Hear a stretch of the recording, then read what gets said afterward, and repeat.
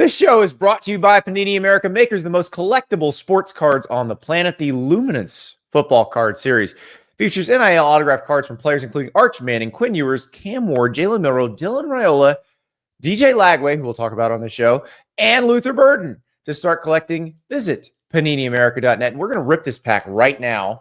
We got a pack of Luminance. Ari, let's take a look at what we got. We got a little Bijan Robinson. Who doesn't love Bijan Robinson? We got Jesse Bates. We're on a run of Falcons right now. For all you Tulane Green Wave fans, a little Tyjae Spears. Buckeyes, here's a Chris Olave. Dynamic rookies. Jordan Travis, who now we know is the greatest quarterback in college football history. Because look at what Florida State was doing with him. Holy crap! Okay. Shutter signatures. Numbered 19 of 50. Michael Vick. Oh, that's cool, man. You got a lot of the veterans. Look at that. That is awesome. Hold that up again. I want to see it. Look at that. He's ready to. He's locked and loaded, ready to fire a pass. That's a cool card. Heck yeah. Xavier Worthy in his Longhorns uniform. Jalen Ford also in his Longhorns uniform. Little Blake Corum in his Michigan uniform. And Dejon Edwards. Well, hey, we'll be talking about Georgia's running game today too. So the Steelers have Dejon Edwards. The Bulldogs probably wish they had him right now. That Xavier Worthy card is numbered and might be worth a few bucks, so I might want to. It is a base card. Oh, it is? I got a Michael Vick autograph. That's awesome. So let's go. I feel like you were just hitting some autos in there that I like, veteran autos that people are really going to want. So that Herbert auto you hit, and now you're getting Michael Vick. Like you're playing the hits over there. I love it. We still have to hit a big NIL signature in there, and when we do, the only current college player we've got so far is Rondé Gadsden II. I want to hit one of these big guys who actually, again, like I said, we're going to talk about some of these guys on the show, which starts now. Welcome to Andy and Ari on 3. Happy Thursday. It is a Dear Andy, Dear Ari day. We have your questions, but we also have some news to cover. Ari, let's get right into it, because this is one of those, since the SEC started doing these availability reports, the Wednesday night wait has become a new tradition in college football. I feel like I was pressing refresh a lot about 8 o'clock Eastern on Wednesday night, because I wanted to see, because Josh Heupel said, watch the availability reports. They will guide you as to what will happen with Nico Iamaleava for the Georgia game. So it comes out, he is questionable. They took a big hit against Mississippi State on Saturday. He did not come back for the second half. The thought was, did he have a concussion? Was he in concussion protocol? So, Ari, how do we feel about the likelihood of Nico playing, Nico's effectiveness if he does play? I think that it's funny that the injury report will guide us, and then we get a vague listing of questionable on there, which provides zero information. That's literally just he might play or he might not, which is where we were yesterday morning.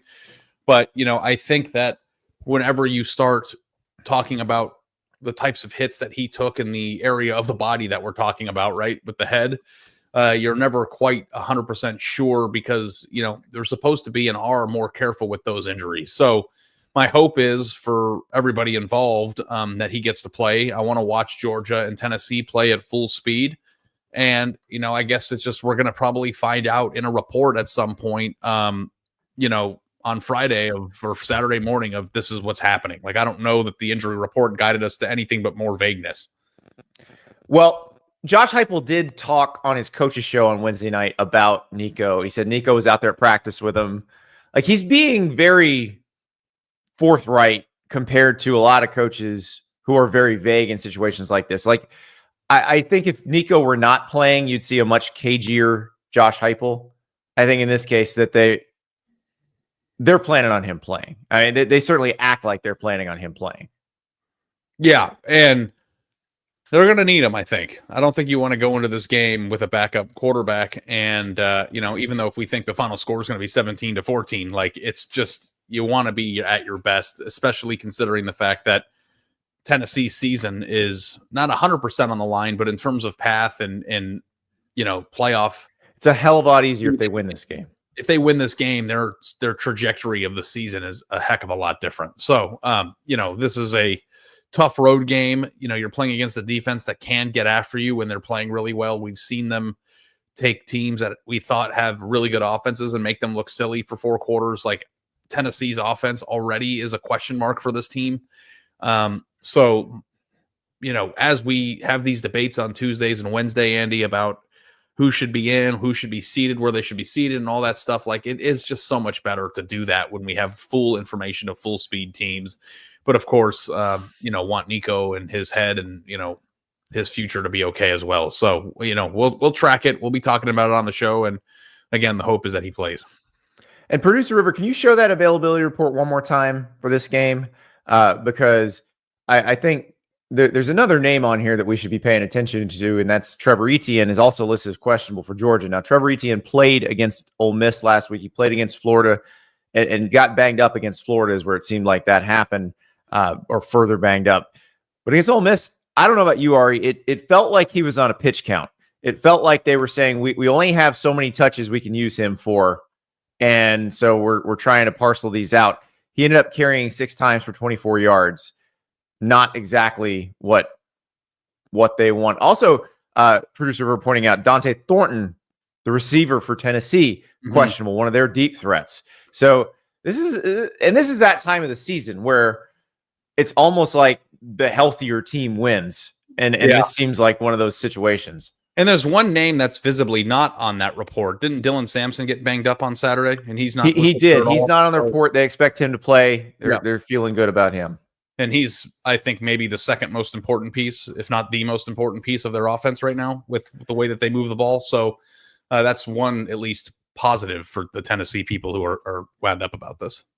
Well, and the stat that the Tennessee people keep throwing out, which I find utterly fascinating, is Dylan Sampson has 12 more rushing yards than Georgia's entire team this year. And so we're going to talk about it in our Georgia-Tennessee PrizePicks preview in a second, but I think Dylan Sampson is as important to what Tennessee does offensively as Nico, which I know if you look at the numbers, that sounds pretty elementary, but you usually assume the quarterback is so much more important. If the running game's working, it will help the passing game. The question is, does Georgia shut down their running game? It's hard to run on Georgia. So we'll find out about that. But sticking with the injury reports or the availability reports, sorry, SEC, I used the wrong word there. Missouri, South Carolina, that one came out. Brady Cook, doubtful for Missouri. So looks like we're going to see another Drew Pine game. Does that change anything for you? I think the line, which was South Carolina by 13.5, I think the line assumed Drew Pine would be the starting quarterback in this game. So I don't know that changes much for me, Ari. No, I think that was the assumption because they're laying 2 touchdowns, right? So, that is... I don't know that would be the spread if Cook were playing. So I don't know if we're going to get any last-second potential surprises there. But no, I think that Missouri's in big trouble this week, regardless of who's playing a quarterback, if I'm being honest with you. Well, who would want – at this point, who would want to play quarterback against South Carolina? That feels like the most dangerous place to be in America. It's like standing on railroad tracks or playing quarterback against South Carolina. Yeah, It's not great, Bob. No, it's terrifying. It's like Kennard and Stewart coming off the edge are just so nasty. So and just for context, Andy, the line hasn't moved at all since the availability report. Correct. So like you said, that's. So speaking of lines that kind of predicted what the availability report might say, what the ultimate decision will be on Saturday, let's bring up the Florida LSU availability report. So Florida lists DJ Lagway as questionable. That line, as of last night, had not moved. It was still LSU by 4.5. LSU by 4.5, to me, Ari says that Vegas thinks DJ Lagway is playing. Right. Yeah. I don't know what the spread or the line would be if DJ was probable. Like, what do we think? Like maybe Florida even or +1? I think there'll be a 3-point difference probably. I think LSU'd still be favored because like Florida's still not a great team. Like, but they're better with DJ Lagway. I think if DJ Lagway was listed as doubtful or if he was listed as out, if it was definitively out, you'd see that line jump to like 10. The thing that just bugs me about this game is that the pathway to beating LSU has been shown repeatedly this year. And even if Lagway plays, I don't know that he's going to be healthy enough to be deployed in that way by running a ton and getting hit a ton. Like, I think they're going to try to protect him. And, the injury that he has is one that is very easy to aggravate by running full speed too, right? So, it's a hamstring. Exactly. The hamstring situation, you don't want to put him out there and potentially risk his health moving forward. So the thing with this game is that I actually think that Florida has a real chance to win, Andy. I don't know if DJ Lagway playing at 70% is going to be the output that you need from him playing. You know what I mean? Like, I just, this is not just a will he play or will he not play. The second part of the coin is if he does play, how effective can he be in their game plan to beat LSU? Well, also questionable on that one is Montrell Johnson, who it feels like they're trying to get him back too. If, let's say you have DJ Lagway playing and you have Montrell Johnson and Jaden Ball playing, obviously, I do think you can do some stuff with the read option where you tell DJ, unless it's 10 free yards and you can slide, don't pull the ball. But you create that conflict with the defense and you have two good running backs that you can hand off to. I think that gives Florida a shot right there. Even if DJ's not 100%, that threat gives Florida a shot. But we'll find out. I mean, it is going to be pretty dependent on how healthy he is, I think, whether Florida has a chance in this game. And also, like we've said all week, what LSU team shows up based on what happened last week. Because, the playoff, probably not a possibility for them. The SEC championship game still is. They're still in line for one of those weird 8-way tie scenarios. So they do need to keep winning in the SEC, and there's something potentially out there in front of them if they keep doing that. So, Ari, we'll see what happens, but that's going to be interesting. When it comes to Florida, Andy, I wanted to ask you this because I've been thinking about it. Because obviously they've been playing much better than they started the year, right? And they're a tougher out. Not so much last week, but that's not really their fault. I know DJ Lagway gets a ton of credit, and deservedly so. He's been awesome, and he's going to be a star one way or the other. But how much do you think Florida's ability to stay in the game with Georgia, to stay in games with teams we don't think that they can be with, the surprises that we've gotten from them are based on the emergence of their running backs? Because their running backs have been awesome. Well, Jaden Baugh is been very good because Montrell's been hurt. But I think the other group that deserves credit for that is the offensive line, which was much maligned, and they've gotten considerably better as the season's gone on. Jake Slaughter, the center especially, has been really good. And I think that group, like you saw them in the Georgia game, they were pushing Georgia. They were creating holes and gaining yards just straight up with Georgia knowing, remember, Lagway's out at that point. Like, Georgia knows all they can do is try to run the ball, and they're still effectively running the ball toward the end of the game. So that's the offensive line. Yeah, I'm with you. Okay, I'll let you transition now. I love doing that. Let's show Raymond's comment in the chat since he was nice enough to throw a couple bucks our way. Raymond says, just want to say thank you for a national show Notre Dame's fans can actually watch.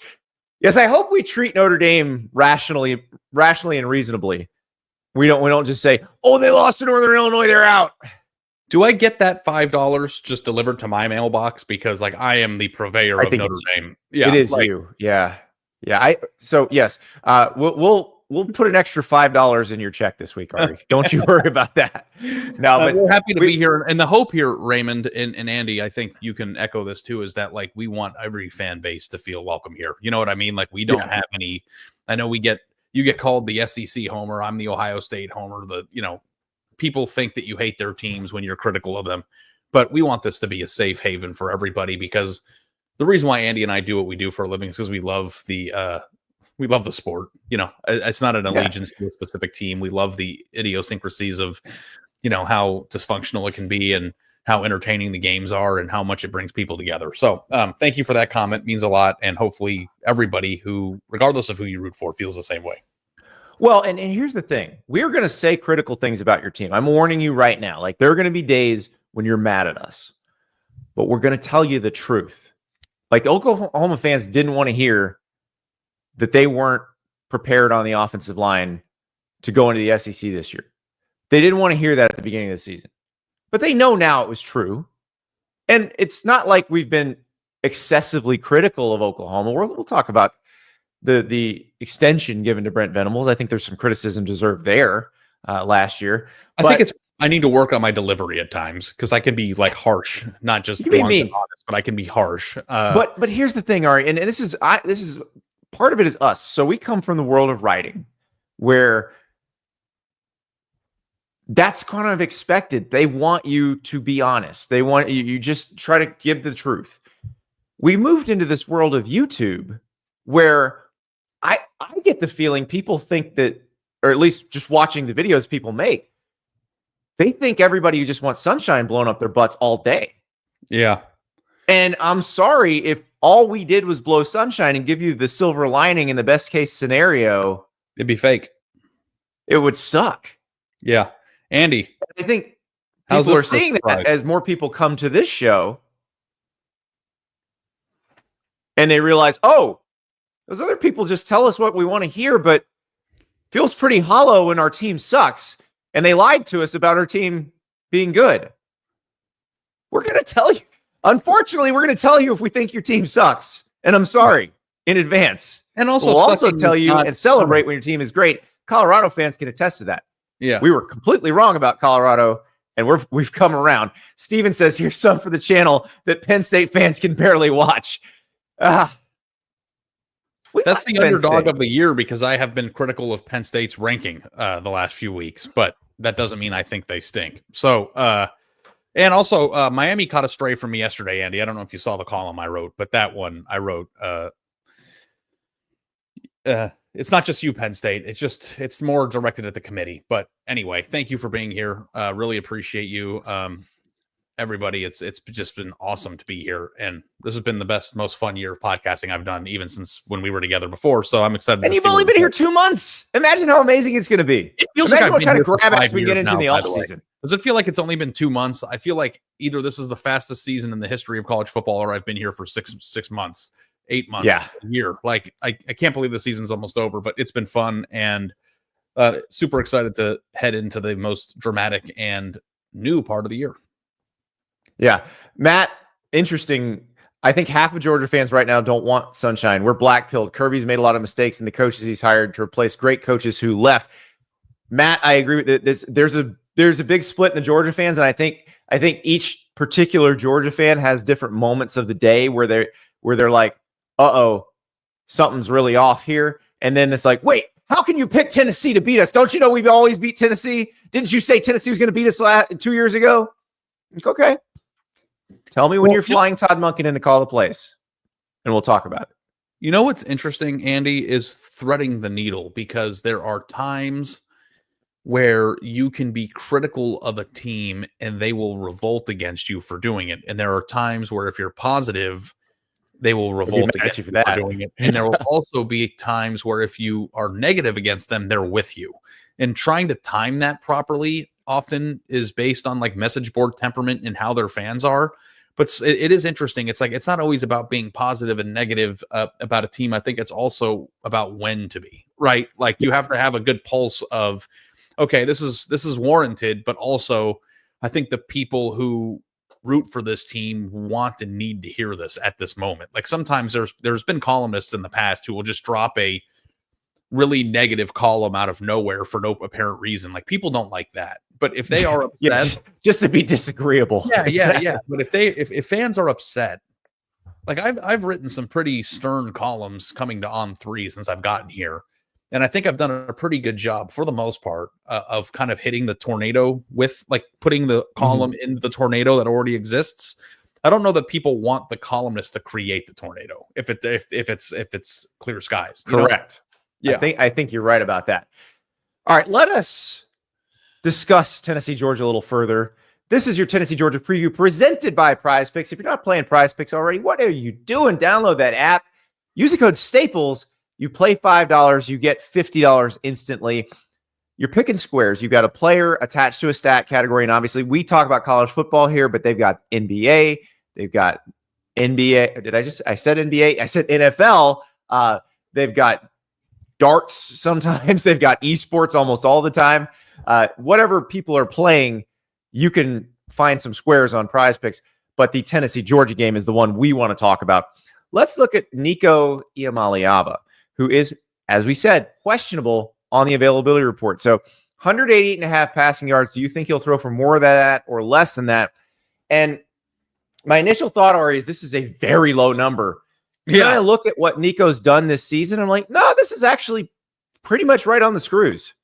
Yeah. Also, too, this is a very challenging square because there is some uncertainty about whether he's going to play, right?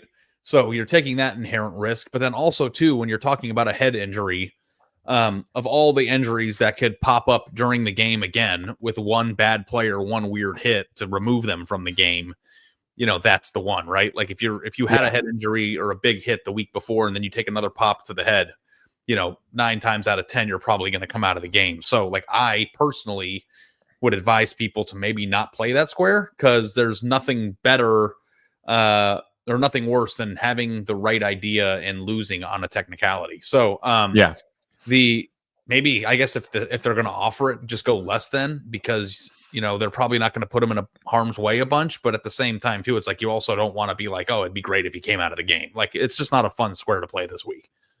Well, let's look at Dylan Sampson because, like we said before, he's kind of been the engine that drives Tennessee's offense, and he's one of those that I feel like has performed relatively consistently. I'm not as worried so much about Dylan Sampson himself. I'm worried about, can Dylan Sampson's performance stay similar against a defense that is probably better than what they've seen against the run. So if we look at Dylan Sampson, his rushing yardage number is 89.5 yards. And he has gone more than 89.5 yards each of the past 5 games. In fact, the lowest yardage output each of the past 5 games for Dylan Sampson is Florida with 112. He's been 139, 140, 142, 149. He has been really consistent. But he's now playing against a defense that is very good against the run. Now, Georgia's probably not as good as they have been against the run. They're still really good, though. They are number 18 in the country in terms of yards per carry allowed. It's only 3.35. They just got through playing Ole Miss, which is number 1 in the country. So Tennessee is number 5, by the way. And we're going to talk about Trevor Etienne in a second. But can Dylan Sampson stay consistent against a defense that is much better at stopping the run than the ones he's seen?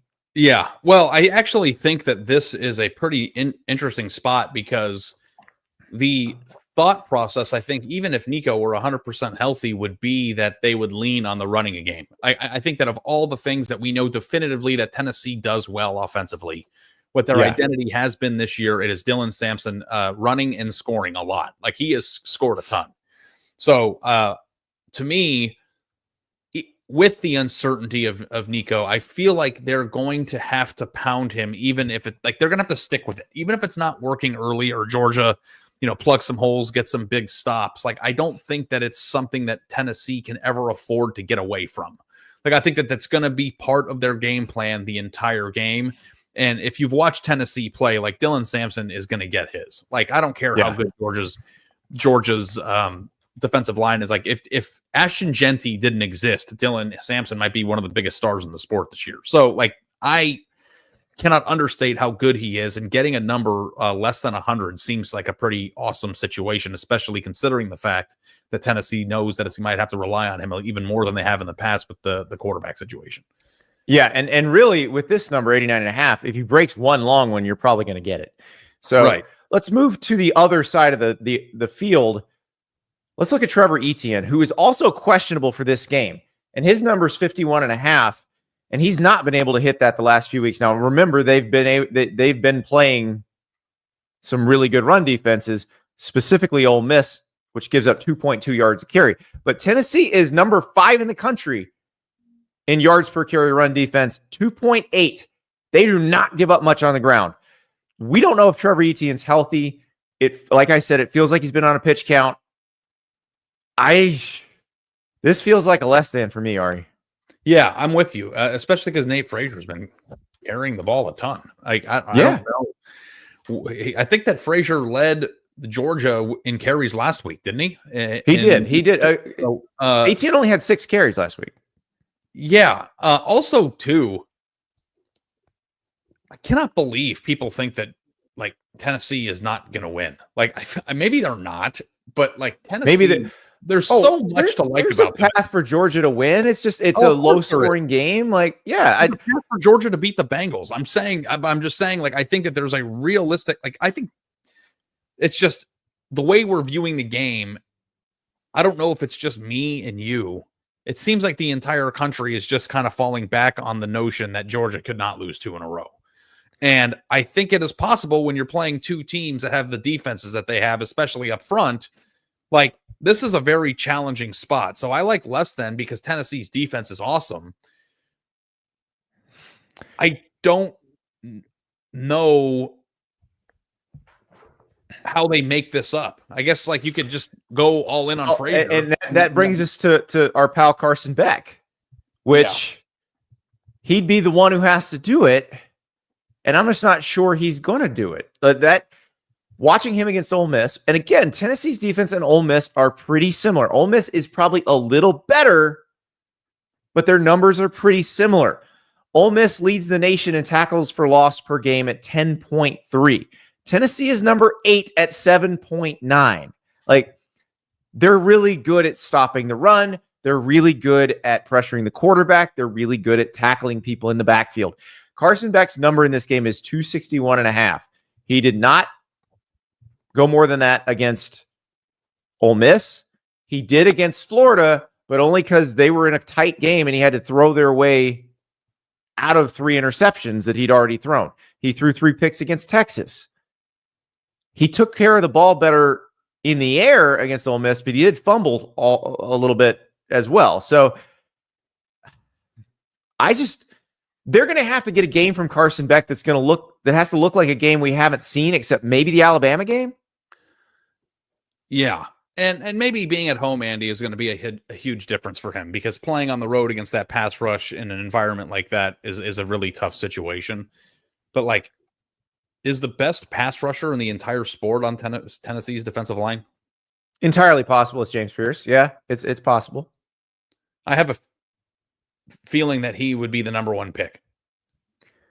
Yeah, and he probably will be the first one off the board in the draft next year. I don't know if he'll be number 1 in the draft, but the first pass rusher, first edge rusher off the board. So that is look, this is going to be a fun game because I do think people are making a lot of assumptions, but I got to tell you, somebody I trust sent me a text yesterday that goes, "This is going to be a Kirby game." Yeah. And you know what that means. And it's where Georgia's defense just absolutely dominates, causes Tennessee to make mistakes, sets up points for Georgia. It's the Texas game, essentially, the Georgia-Texas game. Yeah, that's a Kirby game. Yeah, that's. And I was like, you know what? I can see that. I don't think that there's ever a. Here's the thing: if Georgia actually isn't what they've been, or they come back down to earth to being like everybody else, then you'll know that. You'll know that because then you'll be like, I can't see the Kirby game. Like you can, I see the Kirby game every week. Like, I don't care who Georgia's playing. Like the Kirby game is always right here in the back of my mind. Yeah. You know, I'm more easily able to doubt that the Kirby game shows up because I think that the issues that Georgia is illustrating are personnel related and not mindset related. Yeah. And I think that Tennessee has an opportunity to take advantage of some of the personnel situations that Georgia has at play here, which is, you know, lack of explosive offensive playmakers. The running game isn't the type of game that or situation that can just run people down or run the ball down your throat. Carson Beck has been throwing turnovers. Like, I don't know, like real tangible issues offensively is not something that I wash away with, oh, it's going to be a Kirby game. Now, if it's a Kirby game because the defense just like Tennessee has 11 yards in the third quarter and it looks a lot like the Texas game did, then that's the defense. But like, I think that Tennessee's defense is going to be good enough to keep them in this game, even if that Georgia defense shows up and makes things really difficult on Nico and Samson. Yeah, that's the part, because Ole Miss was moving the ball on Georgia's defense. They weren't hitting deep shots. They were hitting underneath and moving the ball. Ole Miss was running wild and free like a teenager on spring break. Like I've never seen anything like that in the secondary. Like an Amish teenager on Rumspringa? Yeah, that's what I meant. Yeah, I actually watched that show, by the way, and I really enjoyed it. Of course you did. I don't remember what it was called, but like I was like fascinated. I am fascinated by that stuff. Yeah, like sitting up in the press box, there were at least 6 plays in that game where Ole Miss threw to a receiver that had 10 yards of room around him in every direction. And I don't know if that was coverages or if it was just really well-designed pre-snap motions. Like there's all these Kirby's things. Philosophy when playing this kind of offense, and remember Ole Miss and Tennessee's offenses are based on the old Baylor Art Briles offense. Kirby's philosophy has always been keep everything in front of you. Like don't get beat deep. And it's worked really well because what you do is you just tackle that. Usually you're just tackling the guy when he catches the ball and he's catching the ball 6 yards down the field. So on first down, they throw for 6 yards. You tackle him. They try to run on second down. You stuff them for a gain of 1. So you get 3rd and 3. They throw the same pass. Maybe the guy drops it. Maybe the quarterback's off. Maybe the DB makes a play. And all of a sudden you force a 3 and out. Like that's how Georgia would beat this offense in the past. But you saw them have to give some cushion because Ole Miss's receivers are so good. I don't know if Tennessee's receivers are as good as Ole Miss, but we'll find out. I also don't think that this game is anything like the game 2 years ago where Georgia just swallowed them whole. Like I don't think Georgia's offense was so much better then. Yeah. So I think that there's this thought of like, well, Tennessee was really good 2 years ago and they went and played Georgia. And then they played in a 2-possession game that felt like insurmountable since the beginning of the first quarter. Like Tennessee just got mauled. Like, I don't think that's on the table here. So if that's what you're thinking a Kirby game is, like, I am not on board with that. All right, Ari. That is your Tennessee Georgia preview presented by PrizePicks. Download that app. Use that code Staples. Play $5. Get $50 instantly. Before we get to your questions, I got one of mine answered. Because I've asked the question over and over again, why did Brent Venables get a contract extension last offseason when no one was actually coming after him? And in a Board of Regents meeting on Wednesday, Joe Castiglione, the athletic director, answered that question. Now, Joe Haraz, who's the president at Oklahoma, and Joe Castiglione both gave Brent Venables a vote of confidence in that meeting, which is public and everybody could watch it. But I was more interested in Joe Castiglione explaining to the board why he extended Brent Venables when no one was trying to hire Brent Venables. And so here's what he said. As I said at the time, the university understood the transition that we were making and the importance of creating stability throughout our program. As you know, this is a very unique time in college athletics, and there are disruptions and chaos around building and sustaining rosters. And the stability and strength was an important characteristic that we wanted to embrace across many different areas besides his contract, but fortifying all the people involved so that we could be successful. The original contract was counting down, so we just wanted to be able to address the growth of the program going forward. We had a very positive 10-win season a year ago, and we believed that the stability would be important for him and the staff and how we recruit and we retain players in this new and unique environment. All right. Ari, we got to call our boss Shannon Terry. Like, I gotta try to use this on him. Like, Shannon, my contract is counting down. We need more stability by you giving me a giant raise and more guaranteed money. Like, that's the only way we can have stability. Not you just keep paying me till this contract ends and I keep working until this contract ends, but I need more money and more years, or it might become unstable. JG Wentworth, 877 cash now. You know, sometimes in my house, I'll just be like cleaning the dishes and my wife and daughter will be in the other room and I'll just scream into the other room, it's my money and I want it now. But Ari, I love Joe Castiglione. He's one of my favorite people in the business. But I'm sorry, this is a bad reason. Like, you put the university on the hook for $12 million more for no reason. Brent Venables had 4 years left on his contract. We're in the NIL transfer portal area. No recruit cares if the coach has 5 years on his deal. None. I'm going to be a contrarian.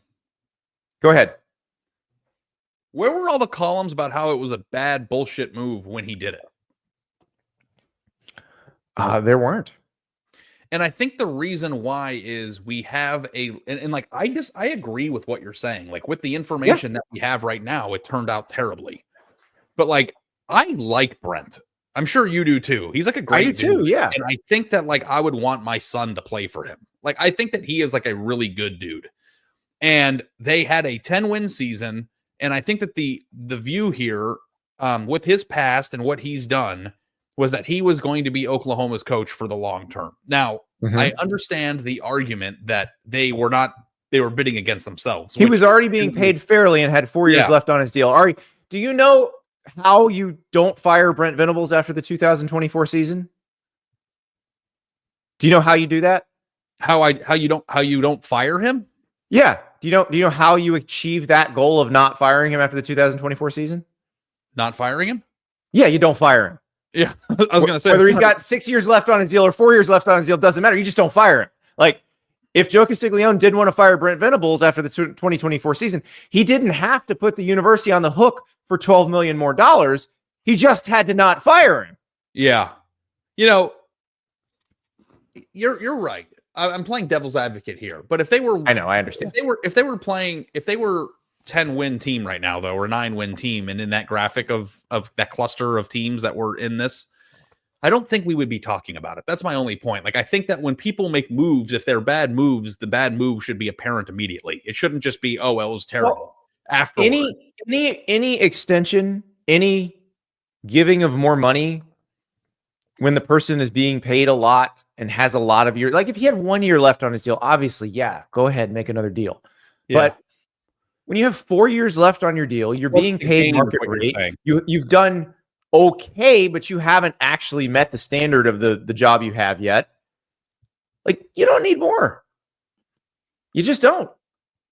Like, again, I would love to work in a business where people just throw money at you because they imagine something might happen or they want to create the image of stability. That would be amazing. But alas, we don't live in that world. No. Yeah. Tyler O'Neill. You only extend a guy when people are coming for him or he's down to 1 year. Logical. I think Brent Venables has made some mistakes this year that make me question him. I think Brent Venables will be Oklahoma's coach in 5 years. I can see that because a lot of the issues that we've talked about, like the offensive line stuff, they have already started working to correct and probably started working to correct those 2 years ago. So I do think he's going to be okay if they get that part figured out. But again, like if they hadn't given him an extension, his buyout would still be astronomical. They wouldn't be firing him this year. Andy, could you imagine if this ever happened? Oh, I'm really struggling here. You are bad at this. Lincoln Riley should hire Venables as a D coordinator. Well, imagine if that had happened when Riley got the Oklahoma job. I think you would, when Riley took the USC job, if he were to hire Venables then, you would owe me $1,000. Of course I would. Yeah. There's no question. It would have been, but you want to tell terrible for me. Hey, now that we're all friends here, how we're gonna make good on that? Yeah. So, like I said, I'm just happy that I won. I don't really care about the money. So basically, me and Ari and producer River are going out to dinner in Nashville at some point in the next month or so, and I'm gonna run up the tab to $1,000. We're getting the seafood tower. If they have Pappy, I'm getting Pappy. Like Ari's putting down that credit card for $1,000. And I'm going to try to expense it, and we're going to see how it goes. Ari, I very much enjoy you as a co-host. Please don't. I'm going to recommend you don't do that. Our old company might have fallen for that, but I don't think the new guys will. The Athletic might have been like, I tell the, hey guys, it was for the show. Okay. It was for the show. Yeah. It's for esprit de corps. But like, it'll be fun because even though I'm paying for it, like, I don't know that, like, what is the most expensive dinner tab that you have ever racked up with like 2 or 3 people? Like, do you even know the answer to that? We had one $1,000 tab with 3 people. We had one that was like $700, but that was 4 people in Vegas a few years ago. Yeah. I don't think I've ever gone over $500 with 2 people. So with River, and River weighs what, like 100 pounds? So like, I don't know how much he's not going to eat much. He's not eating much. It's going to be liberating and a fun experience to order. They've got plenty of sides. You know what I mean? Like, just bring us everything, because it doesn't matter. I feel like that's a waste. If there's like a Wagyu tomahawk, I'm getting that. No, I'm sure there will be, but what's that going to be at most? $250? Well, with my pappy and my seafood tower, again, protein, baby. I'm not here to fill up on carbs. We're not going to have the sides versus meat discussion right now, but I'm saying if I'm we definitely are. Oh, we do need to hit one more piece of news though. Our guy Pete Nakos, if you don't have your notifications on, like if you're on your social media feeds, if you don't have Pete Nakos notifications. Oh, Ari wasn't here for notifications. Yes. That's a term we use. So Pete broke the story on Wednesday that Thomas Castellanos is entering the transfer portal. Boston College quarterback. Remember, he got benched during the Syracuse game. He's not going to start the SMU game, and he decided, I'm out. All right, I don't think this is a great move to just leave the team and say you're entering the portal now. Just hang out for 2 more weeks. It's not that difficult. Everybody knows you're going to the portal, but just hang out for 2 more weeks. Yeah, it's like, because you know what it does seem? It makes you look like a baby and vindictive. Yes. And I don't know that those are 2 things that you want to display before being courted, and I actually think that he has a lot of upside as a player. And I'm surprised that we got to this point, because there were some moments at the beginning of the year where it was like, BC might have something with this kid. You know what I mean? And it's a shame that it turned out this way. But again, we talked about this a month ago, when to transfer, when to enter the portal, when to opt out for dummies. Like, I feel like this would be, I'm not saying he shouldn't transfer or that he shouldn't feel slighted or feel whatever he's feeling right now. But you have to go to like 12 more practices. What are you gaining from this? And I guess if the motive here is to turn the knife on the team and be like, well, fine, forget you for doing this, then okay, fine, you accomplished that. But like, I don't know that the proceeds or the gain from this move would be a net positive for his future. So it was bizarre. That was weird. All right, we got great questions from the folks. So let us talk about what happens in the TV contract in the Big Ten. That was the first question out of the chute, because we've talked about these noon starts. So Jack asked us, how does the Big Ten media rights deal actually work? It was my understanding that 3 networks rotate each week who has the first pick of games for the week. Ohio State has their final 6 games of the season at noon. Seems to be unlucky, as Fox had first picks on weeks that Ohio State had its biggest games. So here's how it works. There's actually a draft that they do in the spring between Fox, NBC, and CBS. Because Fox pays the most, it gets the 3 first picks in the draft. And what they do is they pick weeks. They don't pick games. So the first pick is always the final week of the regular season, because it allows you to pick the Michigan-Ohio State game. The second pick this year was week 2, so you could get Texas-Michigan. Fox actually traded the 3rd pick, traded down like an NFL GM. So I know this because Michael Mulvihill, who's their president of Insight and Analytics, did a podcast with Joel Klatt in June explaining all this. They traded that pick, which he didn't say who picked it up, but we assume it was NBC, because they're the ones that got the week that had the Ohio State-Oregon game. But basically, Fox is dumping out of any chance that it may have to get a good game that originates from the West Coast, because they don't want to mess with their time slot. They want to be at noon. Yeah. It is kind of funny to think that like a large part of this too is like gambling. And obviously, you want the Ohio State Michigan game, and there are certain games that regardless of records you want. But like you also too, when doing these things, you're taking into account your time slot, but you're also hoping that the teams that you're trading for, or the weeks that you're picking, that the games actually turn out to be what you thought that they were going to be. You know what I mean? So like for me, I think I would have wanted the Texas A&M game if all the conferences were on the table, like, and I could just pick one game. I think that would be the one I would show. But like, it's like be a fun game to play of, like in the preseason, you might have like really, really wanted Oregon, Michigan. And it was like, oh God, like, what did we do? Like that game wasn't even, it's tough. Yeah. It's a tough game. Well, and now Oregon, Michigan was the same week as Penn State, Ohio State. So that did help. Yes. Picked up that week. And also Mulvihill pointed this out, and I hadn't thought about this, but the week of the Ohio State, Michigan game. So that game was November 2nd. It was 3 days before the presidential election. There are buku political ads. Like, and they charge more for those. Like, it's dynamic pricing on this advertising. So there was high demand. They were charging a ton for ads. Like, they got 9.8 million viewers on that Ohio State Penn State game. God only knows what they made in the political ads that they sold and what their affiliates made in the political ads they sold. So it's called surge pricing. They did it for a reason. Yeah. Yeah. And now I do think it's interesting now that Disney has all of the SEC, and they've chosen to basically have great SEC game at 3:30, great SEC game at 7:30, and Fox isn't even trying to compete with that. They want no part of competing with that. And what Disney's doing is they're not trying to directly compete with Big Noon, because they're like, okay, you got the biggest Big Ten game. That's probably fine. So we'll take, if we got a decent SEC game, we'll put it there. But otherwise, we're putting a good ACC, or if it's one of those weeks where Notre Dame comes to an ACC team stadium, we'll put Notre Dame there. I feel like they've sort of mapped out their strategy. So this is what it's going to be. Like, you're not going to get out of the noon kicks. And Ari, we played the Gus Johnson clip from the Ohio State Purdue game. Do you know how many people watched Ohio State Purdue? Yeah, the thing that I don't know the answer to that, but can I guess? Yeah, go ahead. I do. So guess. 5 million.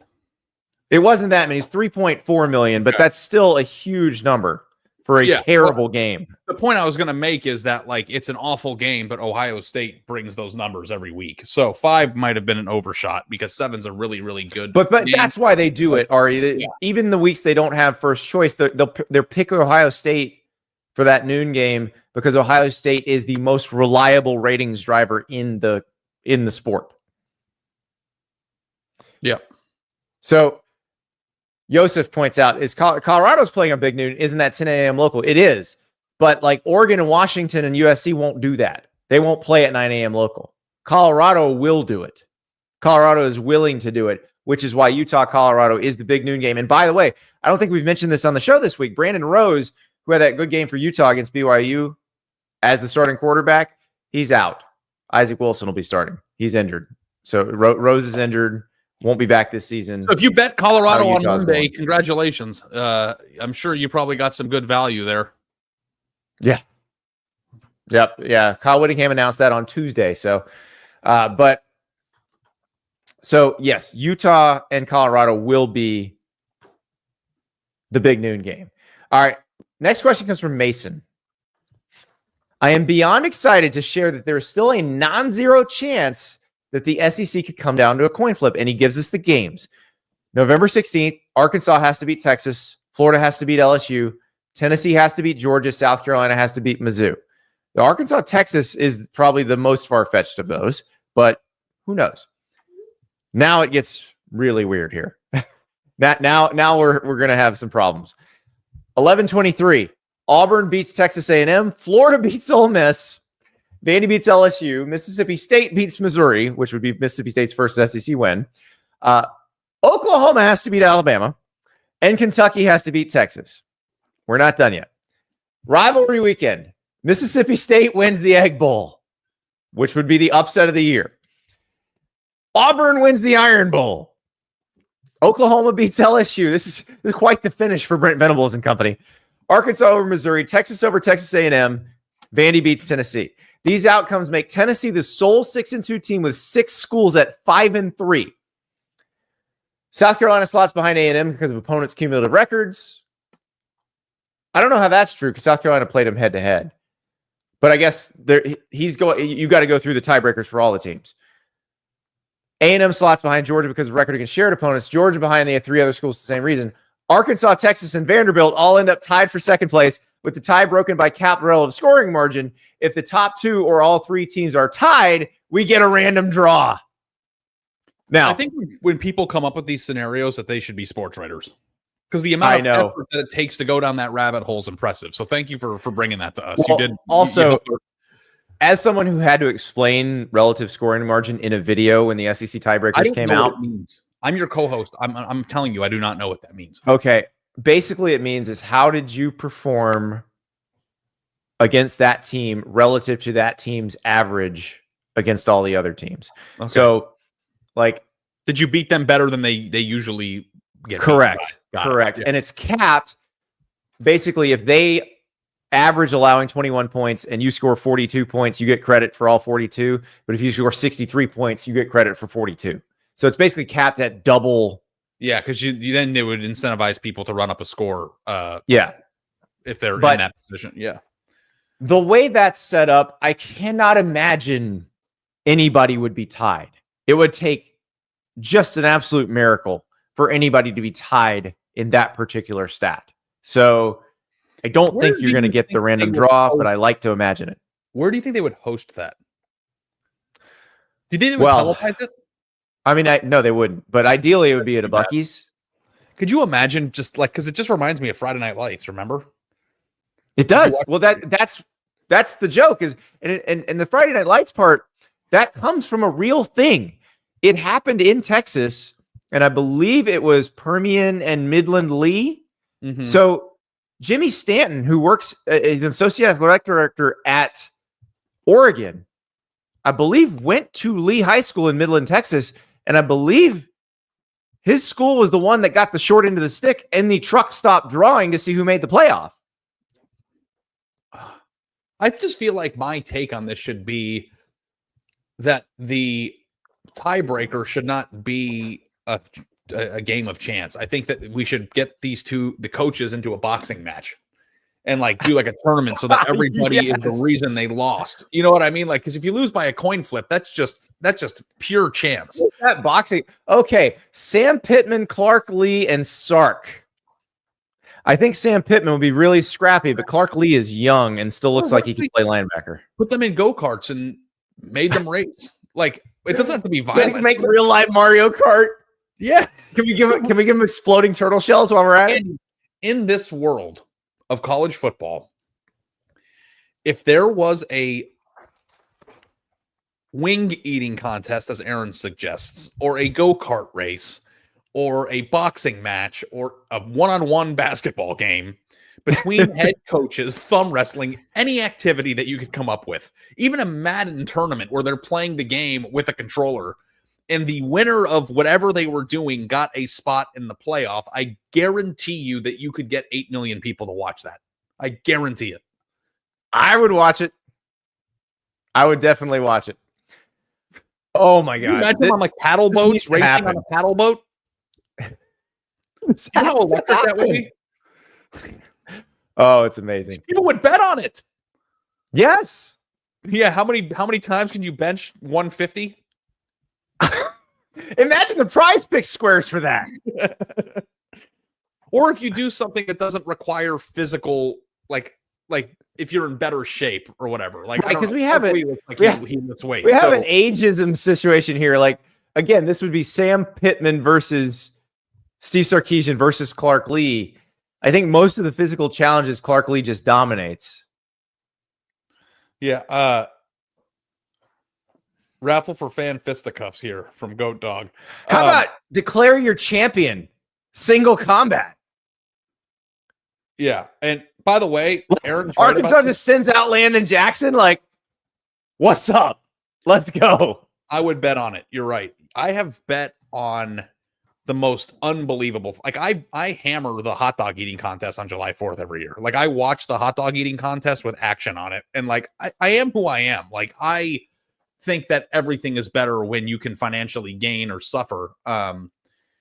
from the outcome of what you're watching. And speaking of which, last night, Andy, the Northern Illinois Akron game over under, and I was on the under, was 46.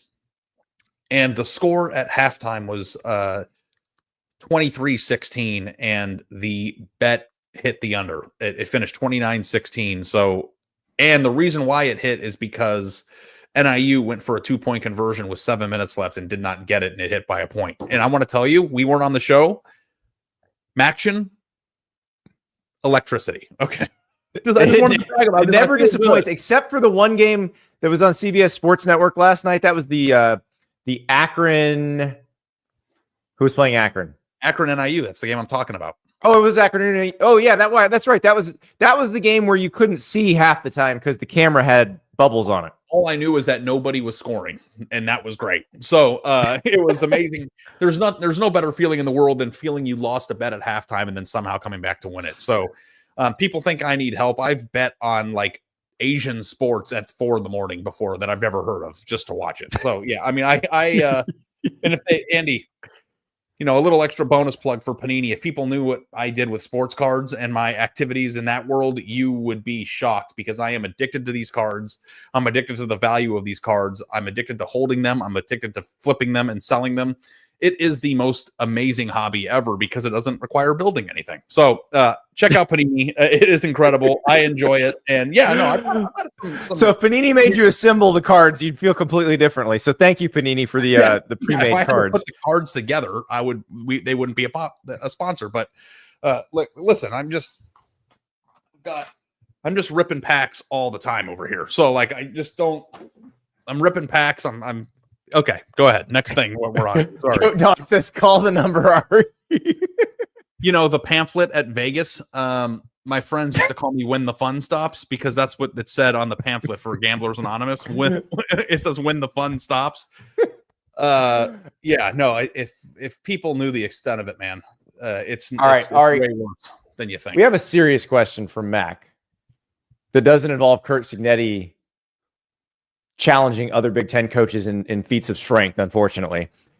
Dear Andy and Ari, do both of you think that Indiana is going to be left out of the playoffs if they don't play in the Big Ten championship game, or they just have one loss since they only play Ohio State and not Oregon or Penn State?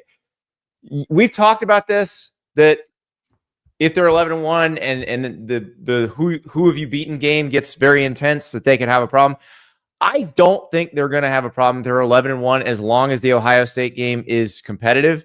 As long as they don't get beat 56-0, which I do not think they will, I think they're just fine. I actually think that I can't wait for Ohio State, Indiana, because I think it's going to be a good game.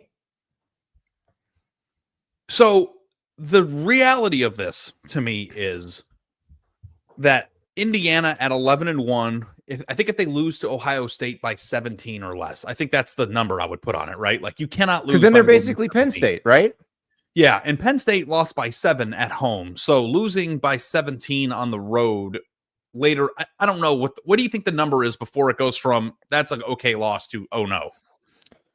I think it's not just the number, it's the way the game goes. But it should be less than 3 touchdowns. Yeah. Okay. So 17, I think, is a pretty good. It's a 3-score game, but it's not quite as bad as 3 touchdowns. But the thing that I want to caution people for is the thought process that like they are 1,000% in the playoff at 11-1. Like I think they would be. I don't think that it is a guarantee because the committee has already proven to like them a little bit less than other teams as a result of their strength of schedule. So if they finish with like a strength schedule that's in the 90s or whatever it is at the end of the year, and they don't have any quality wins and their only loss to Ohio State is by 17, you might be compared like, listen, Indiana has to feel comfortable with, or can't feel comfortable with how many SEC teams still have a chance at 6-2 in conference play. They're going to find themselves in head-to-head debates with 2-loss SEC teams at the end of the year. And those 2-loss SEC teams are going to have really sexy wins that Indiana doesn't have. So in theory, I think that Indiana should go as a result of the season that they had. But you really feel 1,000% confident that if it's down to Indiana and a 2-loss team like A&M with a win, as long as Indiana doesn't get blown out, yeah. Yeah. Okay. I think that as long that as would it's be competitive. I think it would be an uncomfortable weekend, Andy. That's all. I'm not saying they wouldn't get in. I'm saying it's not guaranteed. I think a lot of people are going to have an uncomfortable weekend. Speaking of, Yeah. of uncomfortable, here's something that you might not want to sit next to somebody on a plane afterward. Justin asks us, please review Nick Saban's recipe live on the air or do a cooking with Andy and Ari segment. So last night, our friends at the Sickos Committee posted from when Nick Saban was the head coach at Toledo, Nick's favorite baked beans. This is a recipe that Nick Saban submitted. I don't know where he submitted this to the Mac office. I'm not entirely sure. But there's a young Nick Saban smiling and a recipe for Nick's favorite baked beans. I will read it to you. 1 large 53¼ ounce can of pork and beans, 1.5 pounds of hamburger, a cup of green pepper finely chopped, third cup of green pepper finely chopped, third cup of carrots finely chopped, third cup of onions finely chopped, 1/4 cup of celery finely chopped. So you got the Trinity plus some carrots, 1/2 cup of ketchup, 1/3 cup of brown sugar, salt and pepper, 1/2 cup of medium salsa if you want. Brown your ground beef with a small amount of onion, salt and pepper. Drain your ground beef. Combine all the remaining ingredients with the ground beef and bake for an hour at 350. Ari, how could this possibly be bad? This looks amazing. I'll ask you this because I thought it was kind of bizarre, Andy. Have you ever had baked beans or beans with celery in it? I don't know that I've had them with celery, and I've definitely had someone where someone added onions to them. But the Trinity makes everything better. And this has the Trinity: green pepper, onions, and celery. That's the Trinity. This would be amazing. This would be so good. I mean, I think that it would be an absolutely dream scenario for you to hold on to this picture and for us during the off season to go to Nick Saban and make it with him. Oh my God. Could you imagine the numbers that would do? Yes, he'd hate it now. This is a man that eats the same salad every day for lunch. We'll bribe him with 50 oatmeal cream pies to just do it with us for 10 minutes, 15 minutes. I would murder this. The hamburger part, if you were sitting next to me, I would murder you for the next 8 hours. The hamburger part's interesting. I'll give him that. Can you imagine the farts you'd rip after this thing? I love baked beans. I love them. Baked beans are delicious. Yeah. I tell you what, we get a Bush's sponsorship. And then we go to Nick Saban. Because I don't think he has a baked bean deal. Have you ever had Bush's 0 sugar baked beans? I have not. I should try those. Wish they were. They're incredible. Hey, and Bush's, let's go. For me, I've been trying to cut in down on sugar intake. And obviously there are carbs inherently just in beans. But if you can get the electric sauce that is in baked beans, that is just pure sugar, very good. And yes, I do think it's kind of repulsive and odd that British people eat beans at breakfast. Like that doesn't. It is a little weird. The American mind cannot comprehend that. Aaron in the chat explaining the concept of the Trinity, which I did not explain very well. The Trinity, if you cook, especially if you cook a lot of Southern dishes, is green peppers, onions, and celery chopped up together. In fact, if you go to Publix, you can actually buy pre-chopped Trinity, which is incredible because it saves you a lot of effort. But she explains where it came from. Classic mirepoix has celery instead of onions. The French immigrants to Louisiana found they could grow peppers more easily than celery, and boom, Southern Trinity. There you go. So you learn stuff on this show. Ari, we have to sign off now. But if the folks would like to see a little more of us, so our guy JD Piquel, I have to check because I have not checked in the last few minutes if the blessed event has occurred.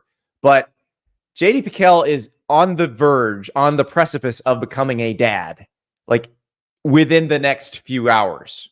And so he's going to be off for a little while. We will be filling in for him on the hard count until he gets back. So the hard count, if you don't know, is the show that comes on the On3 Sports channel at 11 a.m. Eastern, Tuesday, Wednesday, and Thursday. So it is Thursday. We got an 11 a.m. Eastern edition of the hard count. Me and Ari are filling in. We're going to talk about the Jeremy Fowler report that some NFL teams are interested in Dan Lanning. We're going to talk about a very highly rated offensive line recruit who is visiting Colorado this weekend, and some great video that he posted. And we'll talk more about Tennessee, Georgia. We'll also visit with our pal Pete Nakos, talking coordinator bingo, talking transfer portal. The Nakosifications are turned on. We'll talk to you on this show on Saturday. Raymond. Oh, you don't have to wait till tomorrow, pal. Listen to what Andy's saying. We're about to go live again in 25 minutes. 25 minutes. We'll be right back. But also, we'll talk to you Saturday after those games.